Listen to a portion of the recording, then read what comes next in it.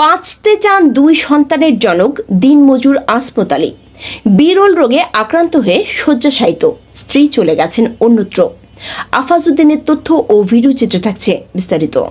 সিলেটের গোয়াইনঘাট উপজেলার ১১ নং মধ্য জাফলং ইউনিয়নের ভিত্রিখেল হাওর মধ্যপাড়ার দুই সন্তানের জনক কুদ্দুস মিয়ার ছেলে আসমত আলী দীর্ঘদিন যাবৎ বিরল রোগে ভুগছেন।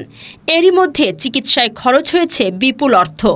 অভাব অনটনের সংসারে ছোট ছোট দুই সন্তান, বাবা মা থেকেও যেন কেউ নেই উপার্জন করার। অর্ধাহারে অনাহারে দিনাতিপাত করছেন আসমতের পরিবার। টাকার অভাবে ঠিকমতো ওষুধ সেবন করতেও পারছেন না আসমত আলী। দীর্ঘদিন ঢাকা প্রাইম হাসপাতালে চিকিৎসার পর অর্থের অভাবে চিকিৎসা সেবা থেকে বঞ্চিত হয়ে বাড়িতে শয্যাশায়িত আসমত আলী। ডাক্তার বলেছে ভালভের সমস্যা, ফুসফুসে ইনফেকশন, হার্ট দুর্বল।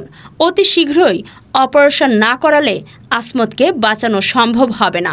দিন দিন তার শরীরের অবস্থা খারাপ হয়ে যাচ্ছে, মিলছে না চিকিৎসার অর্থ। আসমতকে বাঁচানোর জন্য তার পরিবার দেশবাসীর বৃত্তবানদের সহযোগিতা চেয়েছেন।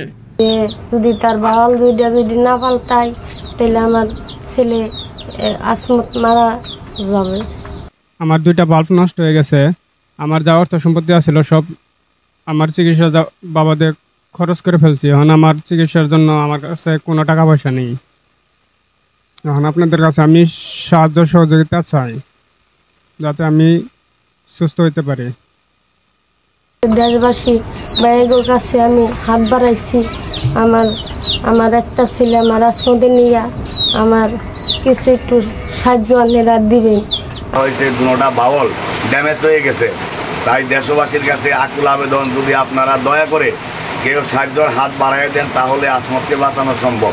কারণ তার অনেক টাকার প্রয়োজন, বিটা বাড়ি ছাড়া আর কিছু নাই। যা বাইরের টাকা পয়সা ছিল, জায়গা জমি ছিল, সব বিক্রি করে ওই টাকা দিয়ে তাকে চিকিৎসা করা হয়েছে। তার দুইটা ছেলেও আছে, আল্লাহ পাক তার দুইটা ছেলে দিয়েছে, ছোট ছোট ছেলে। তাই আপনারা দয়া করে দেশের বাইরে যারা আছেন সবার কাছে আকুল আবেদন জানাইয়ে মিনতি করছি, সবাই সাহায্যের হাত বাড়াইয়ে আসমতকে বাঁচিয়ে তুলুন।